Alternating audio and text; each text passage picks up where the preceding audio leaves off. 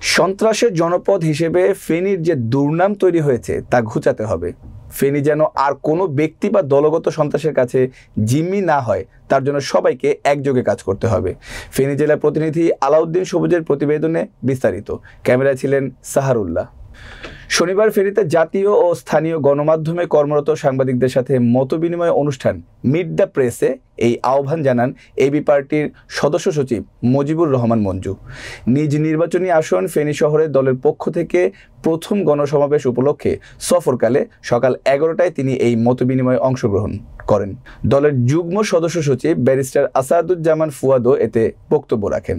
AB party Feni জেলা কমিটির সদস্য সচিব অধ্যাপক ফজলুল হকের সঞ্চালনায় অনুষ্ঠিত এই মতবিনিময় সভায় ফেনীতে কর্মরত সর্বস্তরের গণমাধ্যম কর্মীরা উপস্থিত ছিলেন। জনাব মঞ্জু তার বক্তব্যে বলেন, স্বাধীন বাংলাদেশের অভ্যুদয়ের পর থেকে নানা ষড়যন্ত্র ও দুঃশাসনের জাতাকলে স্বাধীনতা সার্বভৌমত্ব বারবার হুমকির মুখে পড়েছে। মুক্তিকামী মানুষ কখনোই তা মেনে নেয়নি।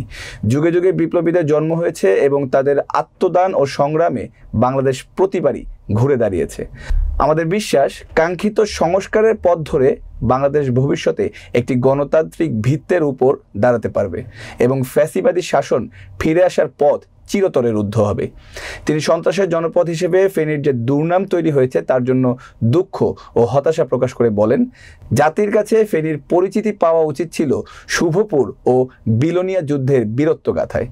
ফেনী যেন আর কোনো ব্যক্তি বা দলগত সন্ত্রাসের কাছে জিম্মি না হয়, তার জন্য সবাইকে একযোগে কাজ করার আহ্বান জানিয়ে তিনি বলেন, বিপ্লবী শমসের গাজীর রক্ত আমাদের শরীরে আছে বলেই ভাষা শহীদ আব্দুস সালাম, শহীদ সালাউদ্দিন মমতাজের মতো বীরেরা ফেনীতে বারবার জন্মগ্রহণ নিয়েছে।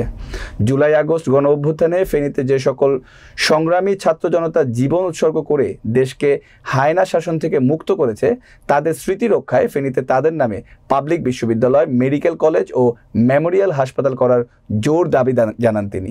ব্যারিস্টার আসাদুজ্জামান ফুয়াদ বলেন, নাগরিকদের অধিকার নিশ্চিত করার রাজনীতি ও সমস্যা সমাধানমূলক কর্মসূচি দিয়ে এবি পার্টি জনগণের সমর্থন আদায়ে বিশ্বাসী। ব্যক্তি ও পরিবারতান্ত্রিক রাজনীতি হিংসা এবং বিভেদের যে বীজ বপন করেছে তা থেকে মুক্ত হওয়ার অভিপ্রায় নিয়েই জুলাই বিপ্লব হয়েছে। তিনি বিপ্লবের ফসল ঘরে তুলতে জাতীয় ঐক্যমত সৃষ্টির উপর গুরুত্বারোপ করে।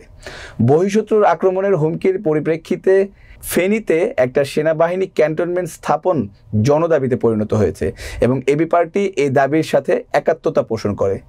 ভাটির বাঘ, ফেনীর কৃতি সন্তান, ব্রিটিশ বিরোধী আন্দোলনের অন্যতম নায়ক শমসের গাজীর ইতিহাসকে পাঠ্যপুস্তকে অন্তর্ভুক্ত করার দাবি জানান তিনি। মিট দ্য প্রেসে এবি পার্টির কেন্দ্রীয় কমিটির সদস্য প্রকৌশলী শাহ আলম বাদল, ফেনী জেলা আহ্বায়ক মাস্টার আহসানুল্লাহ সহ স্থানীয় নেতারা উপস্থিত ছিলেন।